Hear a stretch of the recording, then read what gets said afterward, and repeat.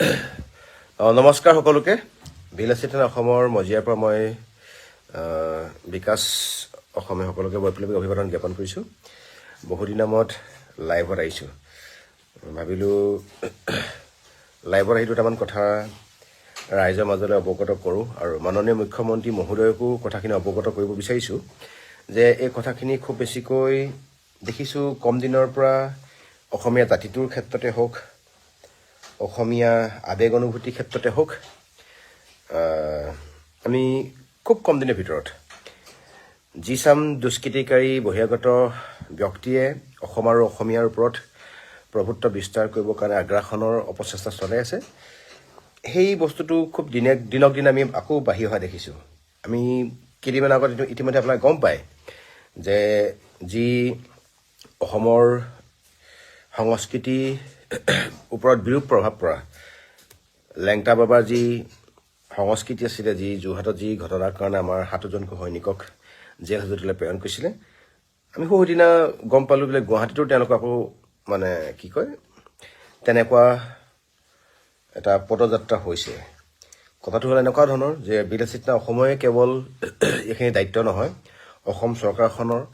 জাতি মাতি আৰু ভেটি কথা কোৱা চৰকাৰখনৰ খুবেই বেছিকৈ দায়িত্ব যে অসমৰ কৃষ্টি সংস্কৃতি পৰম্পৰাৰ ওপৰত আঘাত নহনা যিকোনো ধৰণৰ অপসংস্কৃতি বা তেনেকুৱা বাহকবিলাকক কেতিয়াও কোনো কাৰণত সুযোগ আৰু সুবিধা নিদিয়া। ৰাজনীতিত যে এটা বিচিত্ৰ ৰূপ থাকে তাক ইতিমধ্যে সকলোৱে জানে। যেতিয়া কংগ্ৰেছত থাকিব তেতিয়া কংগ্ৰেছৰ হৈ তেতুফালি আমাৰ ৰাজনৈতিক নেতাবিলাকে চিঞৰ বাখৰ কৰে নিজৰ ৰাজনৈতিক গাদী সুৰক্ষাৰ স্বাৰ্থত। যেতিয়া বিজেপিলৈ যাব তেতিয়া কংগ্ৰেছৰ বদনাম গায়, সদনাম গায়। আমি দেখিছোঁ বহুত এনেকুৱা পালি নেতাও আছে যি গেৰুৱা বসন পিন্ধে বা যি ৰাজনৈতিক মুকুট পিন্ধে তেতিয়া জাতিটোৰ কথাক ক'ৰবাত এচুকত ৰাখি পিনে কেৱল তৈলমৰ্দনৰ ৰাজনীতি কৰে। মই মাননীয় হিমন্ত বিশ্ব শৰ্মা ডাঙৰীয়াৰ নিজ মুখেৰে কোৱা এটা ভিডিঅ' মই এটা প্লে' কৰিব বিচাৰিছোঁ, ৰাইজে এবাৰ চাব। এক minute. We are trying to demoralize BJP. Very practically আমি কৈছো, কাৰণ আমি বিজেপিৰ লগত এটা ফাইট কৰিব। এইটো হ'ল হিমন্ত বিশ্ব শৰ্মা ডাঙৰীয়া যেতিয়া কংগ্ৰেছত আছিলে, হিমন্ত বিশ্ব শৰ্মা ডাঙৰীয়াৰ নিজৰ মুখেৰে কোৱা এটা ষ্টেটমেণ্ট খুজিছো। আৰু আমি বিজেপি ক'ব খুজিছো যে অসমখনত তোমালোকৰ সাম্প্ৰদায়িক ৰাজনীতি নহয়। আৰু এই যাত্ৰাত আমি বেচিকেলি বিজেপিক যিটো প্ৰিভেণ্ট কৰিব খুজিছো, বিজেপিক আমি ৰখাব খুজিছো, তাত আমি বিচাৰিছো যে UDF-এ আমাৰ লগত বুজাবুজি কৰিব নালাগে, এলায়েন্স কৰিব নালাগে। At least they should not opposed আছ। তোমালোকে মোদীৰ লগত ফাইট নকৰা, it is well and good, কিন্তু আমি যেতিয়া মোদীৰ লগত ফাইট কৰিম, এটলিষ্ট ডোন্ট অপ'জ আছ। আচ্ছা, এইখিনিতো ৰাইজে শুনিবলৈ পালে যে হিমন্ত বিশ্ব শৰ্মাৰ নিজ মুখেৰে কোৱা কথা। অলপমান ভলিউমটো বঢ়াই দিছো। আজি গোপীনাথ দাস ডাঙৰীয়াই যিটো কৰি আছে বা আন বিধায়কসকলে যিটো কৰিছে, দে আৰ ডিমৰালাইজিং আছ। তেওঁলোকে নিজেও মোদীৰ লগত ফাইট নকৰে আৰু আমাকো মোদীৰ লগত ফাইট কৰাৰ পৰা ডিমৰালাইজ কৰি আছে। মই অসমৰ ধৰ্ম নিৰপেক্ষ সমাজখনক মই জনাব খুজিছো যে আমি মোদীৰ লগত ফাইট কৰিব খুজিছো ফৰ মেনি ৰিজন। আজি মোদীয়ে চৰ্দাৰ বল্লভ ভাই পেটেলৰ কথা কয়, গোপীনাথ বৰদলৈৰ কথা কিয় নকয়? আজি মোদীয়ে অসমৰ ইয়াত বিজেপিক চৰ্দাৰ বল্লভ ভাই ষ্টেচুৰ কাৰণে ৰাতিপুৱা দৌৰিব কয়,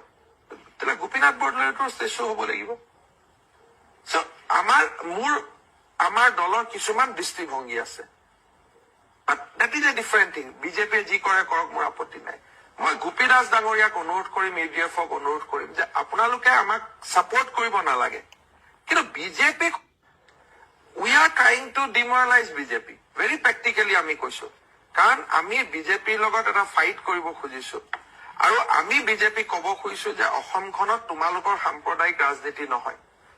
আৰু এই যাত্ৰাত আমি বেচিকেলি বিজেপিক যিটো প্ৰিভেণ্ট কৰিব খুজিছো, বিজেপিক আমি ৰখাব খুজিছো, তাত আমি বিচাৰিছো যে UDF-এ আমাৰ লগত বুজাবুজি কৰিব নালাগে, এলায়েন্স কৰিব নালাগে। At least they should not opposed আছ। তোমালোকে মোদীৰ লগত ফাইট নকৰা, it is well and good, কিন্তু আমি যেতিয়া মোদীৰ লগত ফাইট কৰিম, এটলিষ্ট ডোন্ট অপ'জ আছ, ডোন্ট ডিমৰালাইজ আছ। আজি গোপীনাথ দাস ডাঙৰীয়াই যিটো কৰি আছে বা আন বিধায়কসকলে যিটো কৰিছে, দে আৰ ডিমৰালাইজিং আছ। তেওঁলোকে নিজেও মোদীৰ লগত ফাইট নকৰে আৰু আমাকো মোদীৰ লগত ফাইট কৰাৰ পৰা ডিমৰালাইজ কৰি আছে। মই অসমৰ ধৰ্মনিৰপেক্ষ সমাজখনক মই জনাব খুজিছো যে আমি মোদীৰ লগত ফাইট কৰিব খুজিছো ফৰ মেনি ৰিজন। আজি মোদীয়ে চৰ্দাৰ বল্লভ ভাই পেটেলৰ কথা কয়, গোপীনাথ বৰদলৈৰ কথা কিয় নকয়? আজি মোদীয়ে অসমৰ ইয়াত বিজেপিক চৰ্দাৰ বল্লভ ভাই ষ্টেচুৰ কাৰণে ৰাতিপুৱা দৌৰিব কয়, তেতিয়াহ'লে গোপীনাথ বৰদলৈতো ষ্টেচু হ'ব লাগিব। আমাৰ দলৰ কিছুমান দৃষ্টিভংগী আছে, that is a different thing. বিজেপিয়ে যি কৰে কৰক, মোৰ আপত্তি নাই। মই গোপী দাস ডাঙৰীয়াক অনুৰোধ কৰিম, ইউডিএফক অনুৰোধ কৰিম যে আপোনালোকে আমাক ছাপোৰ্ট কৰিব নালাগে, কিন্তু বিজেপিক we are trying to demoralize BJP. এইটো কথা হ'ল বহুদিন আগৰ কথা, যে এতিয়া হিমন্ত বিশ্ব শৰ্মা ডাঙৰীয়া কংগ্ৰেছত আছিলে, উক্ত সময়ৰ কথা। তেওঁলোক তেতিয়া এইবিলাক ৰাজনৈতিক একোটা প্ৰপগেণ্ডা, একোটা তেওঁলোকৰ এজেণ্ডা থাকে, মানে ভোটাৰ্ছখিনিক মটিভেট কৰিবৰ কাৰণে বা পলিটিকেল যিটো ৱাৰ থাকে বা গেম থাকে তাত জয়ী হ'বৰ কাৰণে। কিন্তু এতিয়া বৰ্তমান সময়ত যিটো সাম্প্ৰদায়িক যিটো বিষয়বস্তু বা ৰাজনীতিৰ কথা আহিলে, সেই কথাটো বহু দূৰতে থাকি গুচি গ'ল। এতিয়া যিসকল ব্যক্তিয়ে এই প্লেটফৰ্মখনৰ লগত জড়িত হৈ আছে, বিশেষকৈ আমি বিলাসিত অসম, আমি কামৰূপ জিলা সমিতিৰ পৰা এটা কথা আমি স্পষ্ট কৰি ক'ব বিচাৰিছোঁ, এই হিন্দু মুছলমানৰ যিখন গেম, সেই গেমখন ইতিমধ্যে পুৰণা হৈছে। ৰাজনৈতিক পথাৰত হিন্দু মুছলমান, অসমীয়া অনা অসমীয়া গেমখনৰ কথা আমি পাহৰি গৈছোঁ। কিন্তু বৰ্তমান সময়ত মাননীয় মুখ্যমন্ত্ৰী এইটো কথা জানে নে নাজানে মই নাজানিম, যে বৰ্তমান সময়ত হিন্দু বুলি টেটুফালি থকা বিজেপি নেতৃত্বাধীন চৰকাৰখনে অসমত থকা হিন্দুখিনিৰ ওপৰত যে বহিৰাগত হিন্দুৰ যে অটপালি, উৎপাত, দম্ভালি, অত্যাচাৰ আৰু আগ্ৰাসন চলিছে, এই গ্ৰাফডাল ইমান বেছিকৈ দিনক দিনে থিয় হ'বলৈ আৰম্ভ কৰিছে যে বৰ্তমান সময়ত আমাৰ অসমত থকা যিকোনো হিন্দু, যিকোনো ব্যক্তিয়ে মুক্ত মনে একো ধৰণৰ কাম কৰিব নোৱাৰে। সিদিনা আমাৰ চিৰিয়েল এসপ্তাহত কমপ্লেইন, এনেকুৱা ধৰণৰ কমপ্লেইন আহিছে যে বহিৰাগত যিকোনো ব্যক্তিয়ে অসমীয়া যিকোনো ব্যক্তিক সৰু সৰু কথাত মাৰধৰ কৰে, সৰু কথাত আমাৰ খিলঞ্জীয়া মানুহবিলাকক কোম্পানীৰ পৰা তেওঁলোকে কোনো প্ৰায়ৰ নটিচ নিদিয়াকৈ উলিয়াই দিয়ে। খিলঞ্জীয়া ব্যক্তিৰ ওপৰত সাংঘাতিক ধৰণৰ এটা উৎপাত, সাংঘাতিক ধৰণৰ এটা অত্যাচাৰ চলিছে, যিটো কাৰণতে বৰ্তমান সময়ত এই হিন্দু মুছলমানৰ পাশা খেল খেলাৰ ৰাজনীতি আঁতৰাই পেলাই আমি যদি ভালদৰে চাওঁ, বৰ্তমান সময়ত অসমত থকা প্ৰত্যেকজন থলুৱা খিলঞ্জীয়া মানুহৰ ওপৰত বহিৰাগত মানুহৰ ব্যক্তিৰ দপদপনীয়া উৎপাত চলিছে। এইটো কথা মাননীয় মুখ্যমন্ত্ৰীয়ে জানিব বা নাজানিব নাজানো। গতিকে সেই ভিডিঅ'টো মই এটা কাৰণে প্লে কৰি দিলোঁ যে আপুনি যেতিয়া কংগ্ৰেছৰ দিনত আছিলে, তেতিয়া এই হিন্দু মুছলমানৰ কথাখিনি কৈ আপুনি ৰাজনীতি পথাৰত জয়লাভ কৰিবৰ কাৰণে আপোনাৰ পাশা খেল খেলিছিলে। এতিয়া আপুনি বিজেপিলৈ আহিলে, এতিয়া কংগ্ৰেছক আপুনি গালি পাই পেলাই তাৰ আপুনি সুবিধা আদায় কৰিবৰ কাৰণে অপচেষ্টা চলাই থাকে। কিন্তু বৰ্তমান সময়ত চৰকাৰখনে জনাটো দৰকাৰ যে অসমত থকা প্ৰত্যেকজন অসমীয়া যদি কাম কৰিবলৈ কিবা কাৰণত যদি ওলাই আহে কৰ্মক্ষেত্ৰলৈ, বৰ্তমান সময়ত কিন্তু অনা অসমীয়াৰ ওপৰত অত্যাচাৰ দিনক দিনে বাঢ়িছে। সকলো ফালৰ পৰা আগ্ৰাসন যে হৈছে, ই এটা জ্বলন্ত প্ৰমাণ। আৰু আমি অসমৰ চৰকাৰখনক তথা গৃহ বিভাগক এটা কথাই আমি ক'ব বিচাৰিছোঁ যে আপোনালোকে খিলঞ্জীয়া মানুহখিনিক এইখিনি ক্ষেত্ৰত, স্বাভিমানৰ ক্ষেত্ৰত, প্ৰভুত্বৰ ক্ষেত্ৰত বা অধিকাৰৰ ক্ষেত্ৰত আপোনালোকে বিপ্লৱ সূচনা কৰিব নালাগে। এই খিলঞ্জীয়া মানুহখিনিৰ কাৰণে মাত মতা, খিলঞ্জীয়া মানুহখিনিৰ হৈ কাম কৰা এটা সংগঠন অসমত আছে, যিটো সংগঠনে 2010 চনৰ পৰা অবিৰত ধাৰাত কাম চলাই আছে। সেই সংগঠনটোক এটলিষ্ট আপোনালোকে বাধা আৰোপ নকৰিব যে যিটো সংগঠনে জাতিৰ কাৰণে কাম চলাই আছে, সেই সংগঠনটোক আপোনালোকে যিকোনো প্ৰকাৰে মানে দোষী সাব্যস্ত কৰি, ইভেন আপোনালোকে আমাক কেতিয়াবা এনেকুৱা ধৰণৰ দোষী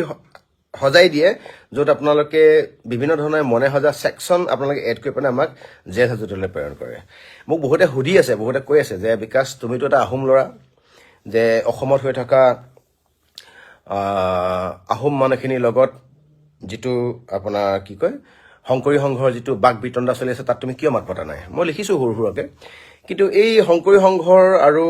আহোমৰ সম্প্ৰদায়ৰ মাজত, মই এজন আহোম ল'ৰা হয়, শিৱসাগৰৰ মাজত হৈ থকা এই পৰিঘটনাবিলাক, এইবিলাক আমাৰ জাতিৰ সমস্যা নহয়। এইবিলাকত আমাৰ ঘৰৰ ককাই ভাই, বাই ভনীৰ মাজত, অসমতে থকা আমাৰ মানুহখিনিৰ মাজত হৈ থকা এটা ভুল বুজাবুজি, মিছ আণ্ডাৰষ্টেণ্ডিং আৰু কিছুমান এনেকুৱা ধৰণৰ ঘটনা য'ত আমি ৰিফৰ্মেশ্যন কৰিবলগীয়া কিছুমান ঘটনা। ধৰিছোঁ 94 ইয়েৰ্ছৰ আগতে বনাই দিয়া এখন সংবিধান, সেই সংবিধানখন কিবা কাৰণত জনহিতাৰ্থে সংশোধন কৰিব পাৰি নেকি, এইবিলাক তেওঁলোকৰ মাজত আলাপ আলোচনাৰ যোগেদি সমাধান কৰিব পৰা এটা বিষয়, বা আহোম সম্প্ৰদায়ৰ কিবা এই ক্ষেত্ৰত কিবা সংশোধন কৰিবলগীয়া আছে নেকি, বা দলিছো শংকৰী সংঘৰ তেওঁলোকৰ ৰীতি নীতিৰ ক্ষেত্ৰত কিবা সংশোধন কৰিবলগীয়া আছে নেকি, তেওঁলোকৰ ভিতৰৰ বিষয়। এইবিলাক জাতিৰ সমস্যা নহয়, এইবিলাক আমাৰ নিজৰ মাজত দত্ত বৰুৱা গোহাঁই গোস্বামীৰ মাজত হোৱা কিছুমান খাম খেয়ালি, আমি মিছ আণ্ডাৰষ্টেণ্ডিং, মানে ভুল বুজাবুজি। কিন্তু আমি তাৰ মাজত যে লাগি থাকোঁতে এই যে আমাৰ বহিৰাগত মানুহখিনি আমাৰ সকলো ফালৰ পৰা যে আগ্ৰাসন কৰিছে, তাত কিন্তু কাৰো কান্ধা নাই। আমি দেখিছোঁ আৰু নিউজ চেনেলবিলাকেও এই বিষয়বিলাক ইমান ডাঙৰকৈ এসপ্তাহ জুৰি 10 দিন জুৰি বজাব যে আমাৰ যিবিলাক সৰু সৰু সমস্যা, যিবিলাক সমস্যাৰ কাৰণে এতিয়া আমাৰ ভৰিৰ তলৰ মাটি হেৰাবলৈ আৰম্ভ কৰিছে, যিবিলাক সমস্যাৰ কাৰণে আমাৰ এইটো কথা শুনিবলৈ একদম স্পষ্ট আৰু সত্য যে আমাৰ জাতিটো সকলো ফালৰ পৰা কোঙা কৰি আনিছে। এইটো বিজেপি চৰকাৰখনৰ এটা প্লেনিঙে হওক, বা এই ৰাষ্ট্ৰীয়তাবাদী যিকোনো ধৰণৰ চৰকাৰে আঞ্চলিকতাবাদক বা জাতীয়তাবাদক ধ্বংস কৰাৰ পোষকতা কৰাৰ মানে অপচেষ্টাই হওক, যিয়ে নহওক লাগিলে বৰ্তমান সময়ত কিন্তু আমাৰ জাতিটোক সকলো ফালৰ পৰা টানি মেলি চপাই আনি এনেকুৱা এটা জেগালৈ লৈ গৈছে যি ক্ষেত্ৰত আমাৰ কেতিয়াও কোনো কাৰণত অনুশোচনা নাই। ইতিমধ্যে আপোনালোকে গম পায় যে জুমুৰ যিটো আপোনাৰ ৱৰ্ল্ড ৰেকৰ্ড কৰিলে, এইটো ভাল কথা, এটা জাতিক আন্তঃৰাষ্ট্ৰীয় পৰ্যায়ত উত্তৰণ কৰিছে, তাতকৈ আৰু লেখত ল'বলগীয়া একো বিষয় হ'ব নাই। আৰু এটা কথা মই 1000 টাইম চেলুট দিম, কোনোবাই মোক কেতিয়াবা কয় কংগ্ৰেছী, কোনোবাই মোক কেতিয়াবা কয় বিজেপি ছাপোৰ্ট কৰিছে, যিটো সত্যটো সত্য হ'ব লাগিব, ক'ব লাগিব। কিন্তু হিমন্ত বিশ্ব শৰ্মা ডাঙৰীয়া যিটো ডাইনামিক এটা লিডাৰশ্বিপ কোৱালিটি, যিটো মানে কৰিম বুলিলে কৰিম, সেইটোক কিন্তু আমি সঁচাকৈ সকলোৱে একচেপ্ট কৰিব লাগিব, তাক চেলুট জনাব লাগিব। কিন্তু মাননীয় মুখ্যমন্ত্ৰী মহোদয়, মই অখিল গগৈ ডাঙৰীয়া এটাৰ পোষ্টত পালোঁ, তেওঁ এটা ষ্টেটমেণ্ট দিছিলে যে 6000 ছাত্ৰ ছাত্ৰীয়ে মানে এইবাৰ হাইস্কুল শিক্ষান্ত পৰীক্ষাৰ পৰা তেওঁলোকে বিৰত থাকিলে, তেওঁলোকে আপোনাৰ জুমুৰ আন্তঃৰাষ্ট্ৰীয় যিটো আপোনাৰ ৱৰ্ল্ড ৰেকৰ্ডৰ কাৰণে।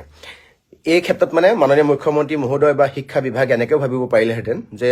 পৰীক্ষাৰ বহু পিছত, পৰীক্ষা নহ'লে বহু আগত এনেকুৱা ধৰণৰ অনুষ্ঠান প্ৰতিষ্ঠানবিলাক বা এনেকুৱা ধৰণৰ এছেম্বলিবিলাক ল'ব লাগে। কিন্তু সেইটো বেলেগ এটা বিষয় হয়। কিন্তু এটা কথা অসমীয়া জাতিটোৱে, অসমৰ মানুহখিনিয়ে জনাটো দৰকাৰ আৰু বুজাটো দৰকাৰ যে আমি বেলেগ বেলেগ বিষয়ত লাগি থাকোঁতে আমি গম নোপোৱাকৈ কিন্তু বেলেগ বাটেৰেদি অসমীয়া জাতিটোৰ প্ৰত্যেকটো আৱেগ অনুভূতি ধ্বংস কৰাৰ এটা পৰিক্ৰমা চলি আছে, যিটো পৰিক্ৰমাৰ পৰিণতি কি হ'বগৈ কিন্তু অসমে গম নাপাব। আৰু মাননীয় মুখ্যমন্ত্ৰী মহোদয়, আপোনাক এটা কথাই আমি স্পষ্টকৈ কৈ দিছোঁ যে আপোনালোকৰ ৰাজনৈতিক চকীখন মানে কেতিয়াও কোনো কাৰণত স্থায়ী নহয়। আপুনি যদি জাতিটোৰ কাৰণে যদি একো তেনেকুৱা কাম কৰি যাব নোৱাৰে, আপুনি এনেকুৱা ধৰণৰ এটা পদক্ষেপ লোৱাটো আমি বিচাৰোঁ, যিটো পদক্ষেপৰ কাৰণে বহিৰাগত যিকোনো ব্যক্তিয়ে আমাৰ থলুৱা খিলঞ্জীয়া থলগিৰ ওপৰত যিকোনো ধৰণৰ অত্যাচাৰ, যিকোনো ধৰণৰ অবিচাৰ বা যিকোনো ধৰণৰ অন্যায় কৰাৰ আগতে যাতে 10 বাৰ ভাবে যে এইখিনি কাম কৰিবলৈ গ'লে যে এনেকুৱা চাজা মিলিব। আমি দেখিছোঁ যে এতিয়া একাংশ মুছলমান ব্যক্তিয়েও, এইটো কথাটো মুছলমানসকলে বেয়াকৈ ল'ব নালাগে, একাংশ মুছলমান ব্যক্তিয়ে, কিছু সংখ্যক মুছলমান ব্যক্তিয়ে যে জীৱনৰ টাৰণত কিন্তু কংগ্ৰেছৰ পৰা বিজেপিলৈ অহা আমি দেখিছোঁ। কিজানি আহি থকা দিনবিলাক খুব বেছি বেয়া হ'ব বুলি কিছুমান আমি বিজেপি হোৱাও দেখিছোঁ। এই বহিৰাগত ব্যক্তিখিনিয়ে যাতে বাধ্য হয়, মানে অসমত থাকিলে, অসমত থকা যিকোনো ধৰণৰ বহিৰাগত ব্যক্তিয়ে যে আপুনি চিধাকৈ যিখিনি কাম কৰিব না, আপুনি তেৰাকৈ হ'লেও বেকাকৈ হ'লেও আমাক এছাইন কৰক, বা জাতীয় সংগঠনবিলাকক সেইখিনি সাহস দিয়ক যে এইখিনি দায়িত্ব তোমালোকৰ, যে কেতিয়াও কোনো কাৰণ যাতে বহিৰাগত কোনো ব্যক্তিয়ে আমাৰ অসমীয়া প্ৰভুত্বৰ ওপৰত যাতে তেওঁলোকে প্ৰভুত্ব বিস্তাৰ কৰিব নোৱাৰে। আমি দেখিবলৈ পাইছোঁ ক'ৰবাত লঠিয়াব, ক'ৰবাত গুৰিয়াব। আমাৰ সিদিনা দেখিবলৈ পালোঁ মোৰ চিনাকি ভণ্টি এজনীয়ে আপোনাৰ তেওঁলোকৰ হোষ্টেলৰ ভিতৰত এনেকুৱা কিছু সংখ্যক মানে দুষ্কৃতিকাৰীয়ে ভিতৰত সোমাই তেওঁলোকে মানে অপকৰ্মৰ কাৰণে ভিতৰত চুৰ কৰিবলৈ সোমাইছে বা কি কৰিবলৈ সোমাইছে নাজানো, কিন্তু এই যিটো অপৰাধ প্ৰৱণতা যে কেতিয়াও কোনো কাৰণত ভয় নকৰা প্ৰৱণতাটো দিনক দিনে বাঢ়ি গৈছে। আৰু আমি দেখিবলৈ পাইছোঁ যে বৰ্তমান সময়ত অসমীয়াৰ যদি কোনোবা ল'ৰাই কিবা কৰি খাম বুলি যদি ভাবে, কিন্তু গুৱাহাটীয়ে নহওক লাগিলে, গুৱাহাটী দাঁতিকাষৰীয়া যিকোনো অঞ্চলত তাত স্পেচ নাই, জেগা নাই। গোটেইবিলাক জেগা এই ঝা, পাণ্ডে চৰকাৰ লৈ লৈছোঁ, আপোনাৰ যাদৱ সিং, সেইবিলাক মানুহে লৈ লৈছে। আৰু আমাৰ তাত যদি কোনো কিবা কাৰণত যদি আমাৰ মানুহে যদি কিবা ব্যৱসায় কৰিবলৈ যায়, তাত কিন্তু কেতিয়া কোনো কাৰণত সেইখিনি সুবিধা আমাৰ মানুহে পোৱা নাই। মাননীয় মুখ্যমন্ত্ৰী মহোদয়, আপুনি এইটো কথা সম্ভৱতঃ আপুনি ব্যস্ত থকাৰ কাৰণে নাজানিব পাৰে। জাতিটোক আপুনি যি ধৰণে উত্তৰণ কৰিম বুলি ভাবিছে, কিন্তু ঠিক সেই ধৰণে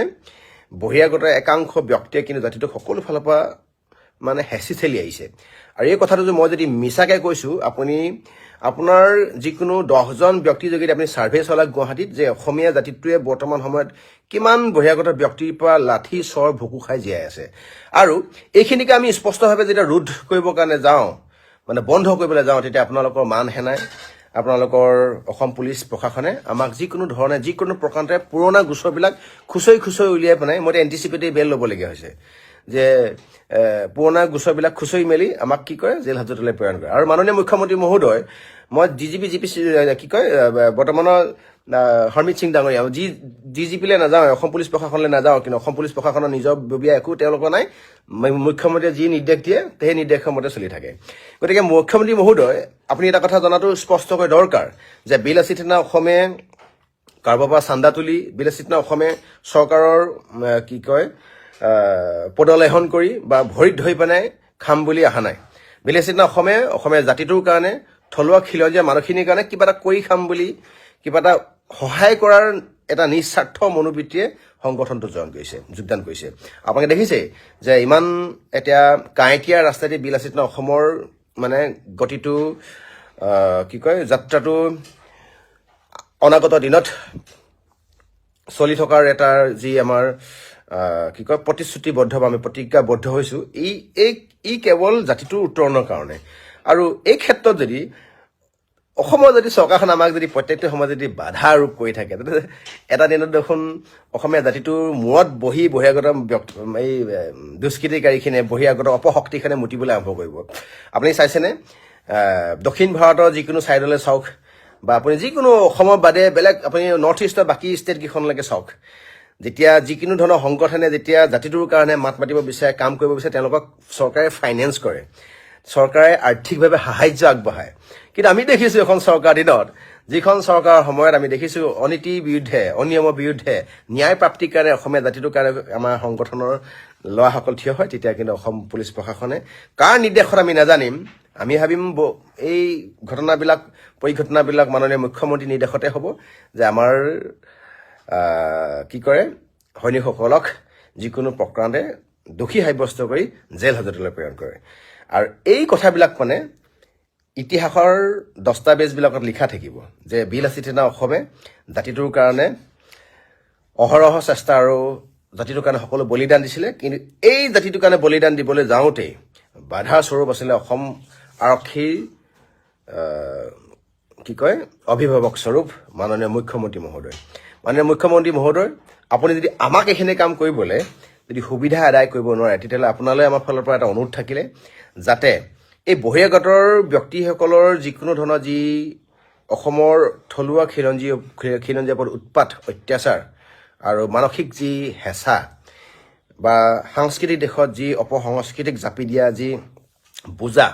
তাক যাতে আপুনি যিকোনো প্ৰকাৰে ৰোধ কৰিব পাৰে আমি জানো আপুনি খুব এজন দক্ষ আৰু ডাইনামিক এজন লিডাৰ হয় 24 ঘণ্টাই আপুনি কিবা এটা কৰিম বুলি আপুনি ভাবি থাকে অসমখনৰ কাৰণে মোৰ যদি ভুল নাই হোৱা আৰু 24 ঘণ্টাই আপোনাৰ মাথাত কেৱল এইবিলাকে চলি থাকে ৰাজনীতি চলে অসমখনত কিবা এটা নতুনকৈ কৰিব পাৰি নেকি ডেভেলপমেণ্ট তেনেকুৱা কিবি কৰিম বুলি ভাবি থকা যেন আমাৰ অনুভৱ হয় আমি দেখিবলৈ পাইছোঁ আৰু নহ'লেনো এতিয়া বৰ্তমান সময়ত মানে এনেকুৱা কিছুমান সাংঘাতিক সিদ্ধান্ত যিকোনো ধৰণৰ মানুহে ল'ব নোৱাৰে কিছুমান হঠকাৰী সিদ্ধান্ত আপুনি লৈ তাক আপুনি ফলপ্ৰসূ কৰিছে বাৰু কিন্তু যিমানে যি হ'লেও এই জাতিটোৰ ক্ষেত্ৰত যে আবেগ অনুভূতিত যে বহিৰাগত ব্যক্তিয়ে যে আঘাত সানি আছে এই ক্ষেত্ৰত কিন্তু আমি মৰ্মাহত হওঁ গতিকে মাননীয় মুখ্যমন্ত্ৰী মহোদয় আপোনাক এটা অনুৰোধ থাকিলে যে এই বহিৰাগতৰ মানুহখিনি যিকোনো প্ৰকাৰ ইয়াত অত্যাচাৰ বাঢ়ি গৈছে আপোনাৰ ৰাজনৈতিকভাৱেই হওক ভূমিকেন্দ্ৰিক বিবাদৰ ক্ষেত্ৰতে হওক অৰ্থনৈতিকভাৱে আগ্ৰাসনেই হওক বা ব্যৱসায়িকভাৱে আমাৰ ব্যক্তিখিনিৰ ওপৰত আমাৰ মানুহখিনিৰ ওপৰত কৰা আপোনাৰ কুচক্ৰান্তে হওক এই সকলোবিলাক বস্তু কিন্তু বাঢ়ি গৈছে আৰু আপুনি চাব অসমত যিকোনো ধৰণৰ চাকৰি ডাঙৰ পোষ্টবিলাকত চব বাহিৰৰ মানুহ আমাৰ অসমৰ মানুহৰ এইখিনি কি যোগ্যতা নাই নেকি আমাৰ অসমৰ মানুহৰ IITনে নাই নে IIMৰ পৰা পাছ কৰা মানুহে নাই নে দিল্লী ইউনিভাৰ্চিটিৰ পৰা পাছ কৰা মানুহে নাই নে ইয়াত আপোনাৰ PhD হোল্ডাৰ নাই নে ইয়াত আপোনাৰ নেট কোৱালিফাই কৰা মানুহে নাই নে ইয়াত চাৰ্টাৰ্ড একাউণ্টেণ্টে নাই নে ইয়াত MBBS নাই নে ইয়াত ইঞ্জিনিয়াৰিং কৰাৰ ল'ৰাই নাই নে চব আছে কিন্তু অসমৰ প্ৰায়বিলাক আমি দেখিছোঁ ইনক্লুডিং ইউনিভাৰ্চিটি অসমত যদি টপ 14খন ইউনিভাৰ্চিটি চাওঁ তাৰে বৰ্তমান সময়ত 9খন ইউনিভাৰ্চিটিৰ বাহিৰৰ কি কয় ভাইচ চেঞ্চেলৰ সোমাই আছে গতিকে সব ডাঙৰ ডাঙৰ পোষ্টত অসমৰ বাহিৰৰ ব্যক্তিয়ে ইয়াত পোষ্টবিলাক হোল্ড কৰি ৰাখিছে ডাঙৰ ডাঙৰ প্ৰাইভেট কোম্পানী হওক ডাঙৰ ডাঙৰ আপোনাৰ যিকোনো ধৰণৰ আপোনাৰ অনুষ্ঠান প্ৰতিষ্ঠানে হওক বা চৰকাৰী যিকোনো বিভাগতে হওক বাহিৰৰ মানুহখিনিয়ে খুব বেছিকৈ ইয়াতে অসমতে আহি এই ডাঙৰ ডাঙৰ পজিশ্যনবিলাক হোল্ড কৰি ৰাখে আৰু তলত লগোৱা লিক্সো চাকৰ তাৰপৰা ধৰিছোঁ আপোনাৰ বনোৱা এইবিলাক চিকিউৰিটি গাৰ্ড কিবা কিবি আং বাং পোষ্টবিলাকত আমাৰ অসমীয়া মানুহবিলাকক দিয়ে আৰু দিনৰ দিনটো অসমীয়া মানুহখিনিৰ ওপৰত বহিৰাগতৰ ময় মতলি যেনেকৈ চাবি পকাব সেনেকৈ আমাৰ অসমীয়া মানুহে কাম কৰিব লাগে এই যে উৎপাতটো যে দিনে দিনে বাঢ়ি গৈছে ইয়াক কোনে ৰোধ কৰিব এইটো ইমান ইজি নেকি হা যদি আহি থকা দিনত কিবা কাৰণে হিমন্ত বিশ্ব শৰ্মা ডাঙৰীয়া জেগাত বোলে সিংহাল উপাধি মানুহজনক বোলে CM বনাই দিয়ে এইটো একো ডাঙৰ কথা নহয় বিজেপিয়ে যেতিয়া যাৰ মন যায় তেতিয়া গলাটো কাটি দিব পাৰে তেওঁলোকৰ কোনো গ্ৰামাৰ নথকা আপোনাৰ এটা কি কয় পলিটিকেল পাৰ্টি কাৰোবাক মন যাব উঠাব কাৰোবাক মন যাব তললৈ নমাব গতিকে চৰকাৰখনে যদি এনেকুৱা এটা যদি ব্যৱস্থা কৰিব নোৱাৰে তেতিয়াহ'লেতো দল সংগঠনবিলাকে দেখিছোঁ আমি প্ৰায় দল সংগঠনবিলাক এতিয়া নিমাত খুব কম সংখ্যক দল সংগঠন এইবোৰ ক্ষেত্ৰত মাত মাতে এনেকুৱাটো নহয় বোলে অসমত বোলে আমাৰ থলুৱা খিলঞ্জীয়া মানুহৰ ওপৰত বোলে অত্যাচাৰ অটপালিবিলাক কমি গৈছে তেতিয়াহ'লে আমাৰ ক'বলগীয়া একো নাছিলে এইবিলাক যে দিনে দিনে বাঢ়ি গৈছে ইয়াক ৰোধ কৰিবৰ কাৰণে ইয়াক আমাৰ কেতিয়াও কোনো কাৰণে সহ্য নহয় আমি চকুৱে চাই থাকিব নোৱাৰোঁ মই গুৱাহাটীত থাকি পেলাই নলবাৰী যেতিয়া এটা ল'ৰাই আহি পেলাই গুৱাহাটীত বহিৰাগত ব্যক্তিৰ হাতত মাৰ খাবলগীয়া হয় ৰঙিয়া যেতিয়া এতিয়া দাঁতিকাষৰীয়া জেগা ৰঙিয়া বাইহাটা এটা ল'ৰাই আহি পেলাই যেতিয়া গুৱাহাটীত মাৰ খাবলগীয়া হয় মই মানে এজন স্বাভিমানী অসমীয়া হিচাপে মানে হাত সাৱটি বহি থাকিব নোৱাৰোঁ তিনিচুকীয়া ডিব্ৰুগড় যোৰহাটৰ ল'ৰাই আহি পেলাই যদি আপোনাৰ গুৱাহাটীত মাৰ খাবলগীয়া হয় এজনী ভগ্নীৰ ওপৰত যদি বহিৰাগতৰ কোনোবা সেই আমি চিনি নোপোৱা উপাধি মানুহবিলাকে যদি লোলুপ দৃষ্টি ৰাখি পেলাই সিহঁতৰ ওপৰত যদি এডভান্টেজ উঠাব বিচাৰে যদি সিহঁতক দেহটোক যদি সিহঁতে কেৱল সম্ভোগৰ থল হিচাপে ভগ্নীহঁতৰ দেহটো যদি সম্ভোগৰ থল হিচাপে কোনোবা যদি ব্যৱহাৰ কৰিব বিচাৰে যি সন্মান নকৰে তাক আমি মানে হাত সাৱটি বহি চাই থাকিব নোৱাৰোঁ গতিকে তাক মাত মাতিলে যদি আমি যদি জগৰীয়া হয় তেতিয়াহ'লে তেনেকুৱা জগতো আমি আৰু কৰিম গতিকে মাননীয় মুখ্যমন্ত্ৰী মহোদয় মই আপোনাক তৈলমোদন কৰিবৰ কাৰণে মই কংগ্ৰেছ বিজেপি AJP যোগদান দিবৰ কাৰণে এইবিলাক আপোনাক কোৱা মানে তেল মাৰি থকা মোৰ ৰাজনীতি নহয় আমাৰ চিধা কথা আৰু বিলাসিতা অসমৰ মজিয়ালে যিসকল ব্যক্তি ইতিমধ্যে ধাৱমান হৈছে তেওঁলোকে আমি স্মৰণি জনাইছোঁ আহি থকা দিনত সাংগঠনিকভাৱে গোটেই সমগ্ৰ অসমতে বিলাসিতা অসমৰ সকলো কাম কাজ চলিব আৰু এটাই কথা যে বহিৰাগতৰ উৎপাত দমভালি কমাবৰ কাৰণে যদিও অসমত বহুকেইটা সংগঠন আছে জাতীয় সংগঠন হিচাপে বিলাসিতা অসম একক অনন্য আৰু পৃথকভাৱে কাম কৰি আহিছে আৰু কাম কৰি যাব এইটো স্পষ্ট আৰু ইয়াত যদি কোনোবা বহিৰাগত ব্যক্তিয়ে যদি ভাবে যে অসমখন সিহঁতৰ চৰণীয়া পথাৰ তেতিয়াহ'লে সিহঁতে মূৰ্খ স্বৰ্গত বাস কৰিছে আৰু আহি থকা দিনত পৰৱৰ্তী পৰ্যায়ত যেতিয়া জাতিটোৱে মেৰুদণ্ড পোনকৈ যদি থিয় হৈ থাকিব পাৰে এই মোৰ পাছফালে থকা জাপি এই জাপিটোৰ যাতে সন্মান যাতে সদায় অসমীয়া জাতিৰ মাজত আৱেগ অনুভূতিৰ মাজত যাতে জীয়াই থাকিব পাৰে গামোচাখনৰ আৱেগ অনুভূতি যাতে সদায় থাকিব পাৰে কেৱল GI টেগ পালে নহ'ব আমাক তেনেকুৱা GI টেগ নালাগে যি বহিৰাগত ব্যক্তিয়ে গামোচাখনৰ সন্মান কৰিব নাজানে আৰু ভঙা দুটা অসমীয়া কৈ বনায় মই অসমীয়া বুলি তেওঁলোকে দাবী কৰি অসমীয়া ওপৰত অত্যাচাৰ কৰিলে নচলিব গতিকে বিলাসিতা অসমৰ মজিয়ালৈ যিসকল ব্যক্তিয়ে ধাৱমান হ'ব বিচাৰিছে মনে প্ৰাণে আপোনাৰ থাউজেণ্ডছ টাইম আপুনি নিজক সোধক যে আপুনি সঁচাকৈ জাতিটোক ভাল পায় নে নাপায় গতিকে মই নিজে জাতিটোক ভাল পাওঁ কাৰণে মনে প্ৰাণে মই জাতিটোক সন্মান কৰোঁ কাৰণে মই আইজনীক মই নিজৰ আইজনীক জয় আই অসম বুলি কোৱা শব্দটোক মই মনৰ পৰা অন্তঃকৰণৰ পৰা মই শ্ৰদ্ধা নিবেদন কৰোঁ কাৰণে মই জাতিটোক প্ৰত্যেকটো বিপদত অসম আৰু অসমীয়া স্বাৰ্থত আমি কাম কৰিবৰ কাৰণে উদ্যত হৈছোঁ গতিকে অসমৰ প্ৰত্যেকজন শদিয়াৰ পৰা ধুবুৰীলৈ স্বাভিমান ডেকাক মই এটা কাৰণে মই ইউথসকলক ধন্যবাদ জ্ঞাপন কৰিম যে মোৰ যিমানখিনি শুভাকাংক্ষী আছে তাৰে 90% ইউথ হয় আৰু এটা কথা আমি জানো যে ইউথসকল হ'ল চালিকা শক্তি ইউথে যি কৰিব বিচাৰে তাকেই সলনি কৰিব পাৰে গতিকে ইউথসকলক এটা অনুৰোধ আপোনালোকে যিমানে যি কাম নকৰক লাগে মই এজন ব্যস্ত ব্যক্তি মই প্ৰাইভেটলি য়োগা এজন কি কয় কোচ হয় মই এজন যোগ প্ৰশিক্ষক মই ইউনিভাৰ্চিটি এখনৰ পৰা ব্যস্ত হৈ থকাৰ এটা বিভাগৰ ওপৰত মই গৱেষণাৰ লগত জড়িত হৈ আছোঁ বা বিভিন্ন প্লেটফৰ্মৰ লগত জড়িত হৈ আছোঁ তথাপিতো কিন্তু জাতিটোৰ কাৰণে দিনটোত কমকৈও 3 পৰা 4 ঘণ্টা সময় দিওঁ 3 পৰা 4 ঘণ্টাটো মই কমাই কৈছোঁ মই আমাৰ বিলাসিতা অসমৰ সৈনিকে more than 7 to 8 hours দিনটো সময় দিয়ে হি হ'ব পাৰে ৰাতিও হ'ব পাৰে হি বা দিনতো হ'ব পাৰে গতিকে মই বিচাৰোঁ অসমৰ 3.40 লাখ যিসকলৰ গাত অসমীয়া তেজ আছে তেওঁলোকে যিকোনো সময়ত অলপমান সময় উলিয়াই যে জাতিটোৰ কাৰণে যাতে ভাবে চাওক 4,500 লিটাৰ মদ বিক্ৰী কৰিবৰ কাৰণে নিৰ্দেশনা বা জাননী জাৰি কৰিছে 4,500 লিটাৰ মদৰ 4,000 লিটাৰ মদ আমাৰ অসমীয়া ল'ৰাই খায় ডেকা গাভৰুৱে খায় যোৱা বছৰত প্ৰায় 500 মানুহ এক্সিডেণ্ট হৈ ঢুকাইছে ইনক্লুডিং 31 ডিচেম্বৰ 31 ডিচেম্বৰ মাঘ বিহু উৰুকা বা 1 জানুৱাৰী বা পিকনিক খাবলৈ যোৱা বা পিকনিক খাবলৈ গৈ গা ধুবলৈ যোৱা হলিল সমাধি যিকোনো ধৰণৰ ক্ষেত্ৰতে হওক প্ৰায় ধৰিছো ফৰ এক্সাম্পল 500 পৰা 1000 মানুহ ঢুকাইছে যদি 1000 মানুহ ঢুকাইছে তাই 900 জন মানুহৰ উপাধিবিলাক বৰুৱা দত্ত গোহাঁই মোহন পাটুৱাৰী বা গোস্বামী ডেকা বা তেনেকুৱা ধৰণৰ উপাধি তাত কিন্তু খুবেই কম সংখ্যক ব্যক্তিৰ উপাধি যাদৱ সিং ঝা মানে জাতিটোক সকলো ফালৰ পৰা তছনছ কৰি ভাঙি আহি আছে যে সৰু সৰু বাচ্চাবিলাক যিবিলাকে মদ খাবলৈ এতিয়ালৈকে শিকা নাই তেওঁলোকেতো মোবাইলৰ লগত ইমান সাংঘাতিক এতিয়া সকলোবিলাক অনলাইন চলে মোবাইলটো হাতত নাথাকিলে নহয় সেইবিলাক ধ্বংস কৰিছে তাৰপিছত আহি গুচি গ'ল তাৰ ওপৰত যিচাম ব্যক্তি আছে ড্ৰাগ আপুনি গম পায় যে বৰ্তমান সময়ত সকলোতে সহজলভ্য ড্ৰাগ যিকোনো ক্ষেত্ৰতে ড্ৰাগেই হওক মদে হওক এইবিলাক ক্ষেত্ৰতে আমাক গোটেই জাতিটোক কোঙা কৰি পেলাইছে 4,500 লিটাৰ মদ বিক্ৰী কৰিব লাগে গতিকে তাতো আমাৰ ডেকাসকলে মদখিনি খাবৰ কাৰণে সুবিধা পাইছে ফ্ৰী চাউল পথাৰলৈ যাব নালাগে বোকা পানী খচিব নালাগে বোকা পানী আবেগ আপোনাৰ লগত জড়িত হৈ থকা নাই গতিকে আপুনি ক'ত জয় অসম বুজি পাইছে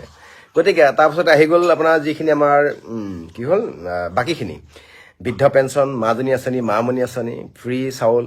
মানে জাতিটোৱে মানে থাক এনেকৈ খাই বৈ এনেকৈ জীয়াই থাক পঢ়িব শুনিব নালাগে আন্তঃৰাষ্ট্ৰীয় ইণ্টাৰনেশ্যনেল তোমালোকে কি কৰা বিশ্ব ৰেকৰ্ড কৰা মেট্ৰিকো পৰীক্ষা দিব নালাগে মানে এই সকলো ফালৰ পৰা আপুনি যদি চালি জাৰি চাই বিষাক্ত ৰাজনীতি কৰাল গ্ৰাসত জাতিটো সোমাই গৈছে হিন্দু মুছলমান গুচি গ'ল এতিয়া আহি গ'ল বহিৰাগতৰ হিন্দুৰ অসমীয়া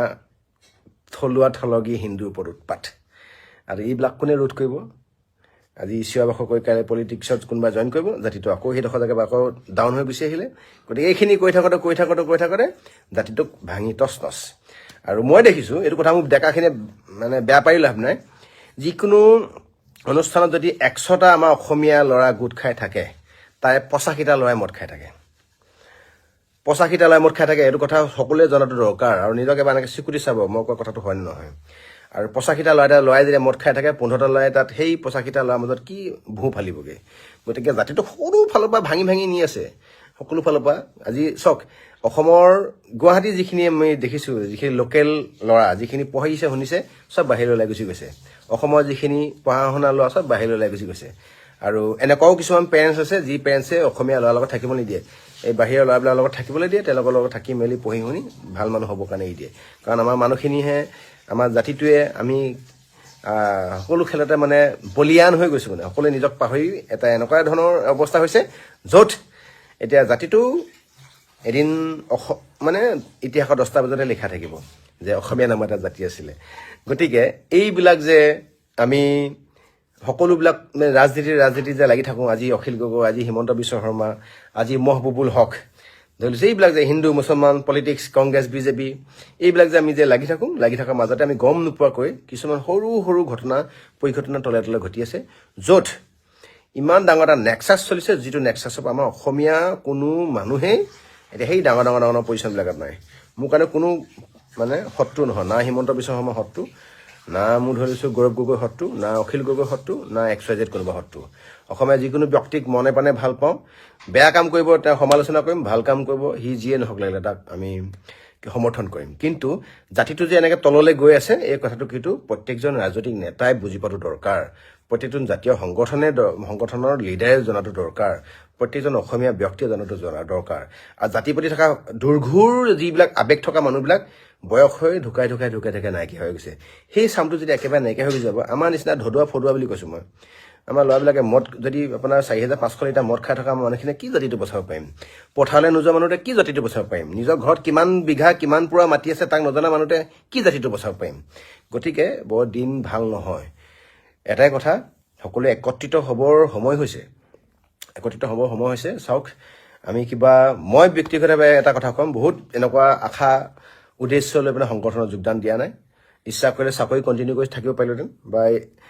বা ইচ্ছা কৰিলে এতিয়াও চাকৰিৰ কাৰণে মানে হাৰ্ডলি এবছৰ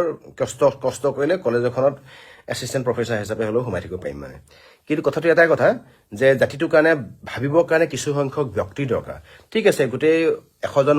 মানুহ ওলাই আহিব নালাগে, এটলিষ্ট আমাক ছাপোৰ্ট কৰক যে তহঁতি আগবাঢ়ি যা, আহি থকা অনাগত দিনত যাতে মোৰ ভাগৰ নাতিপুতি যাতে ভালকৈ জীয়াই থাকিব পাৰে। নহ'লে মই কৈছোঁ নহয়, লিখি ৰাখক। এতিয়া মোক কোনোবাই ক'ব যে সমাজ বিজ্ঞানী বুলি, মই সমাজ বিজ্ঞানী নহয়। লিখি ৰাখক, আপোনাৰ ঘৰৰ ভিতৰত সোমাই পেলাই যদি মা দেউতা ককাই বাই ভনীক যদি এই বহিৰাগত মানুহখিনিয়ে যদি মাৰপিট নকৰে নহয় ঘৰৰ ভিতৰত সোমাই, এতিয়াতো ৰাজপথতে মাৰিছে, এতিয়া ৰাজপথত মাৰিছে আৰু কেইদিনমানৰ পিছত ঘৰৰ ভিতৰত সোমাই মাৰিবগৈ। এতিয়া আইন কানুন বুলি একো নাই, হয় নহয়? আমি দেখিছোঁ নহয়, আইন কানুন বুলি বোলে একো নাই। আইন যেনেকৈ মন যায় তেনেকৈ চলি থাকে। এতিয়া আহি থকা দিনত আপোনাৰ মাটি বাৰী আপুনি গম নোপোৱাকৈ আপোনাৰ ছিগনেচাৰ দি পেলাই চব লিখি ল'ব যে এইখিনি মাটি বিকাশ বৰুৱা নামৰ মাটিখিনি অহাকালিলৈ ধৰি লৈছোঁ বোলে উদিত ঝা নামৰ ব্যক্তিজনে হ'ব। হৈ গ'ল আৰু। গতিকে জাতিটোৱে যেতিয়ালৈকে শুই থাকিবি, যেতিয়ালৈকে সকলো কথা পাহৰি থাকিবি, এনেকুৱা আগ্ৰাসন চলিয়ে থাকিব। আমি ৰীল বনোৱাত ব্যস্ত, আমি আনক সমালোচনা কৰাত ব্যস্ত, আমি ঘৰৰ ককাই ভাই বাই ভনী কিবা কাৰণে উন্নতি হ'লে তাক আমি চকু চৰহা আমি আনৰ উন্নতি দেখিব নোৱাৰোঁ, তাত আমি ব্যস্ত। কোনোবাই ভাল কিবা এটা পদোন্নতি হৈছে তাক আমি সমালোচনা কৰাত ব্যস্ত, কিন্তু নিজে একো কষ্ট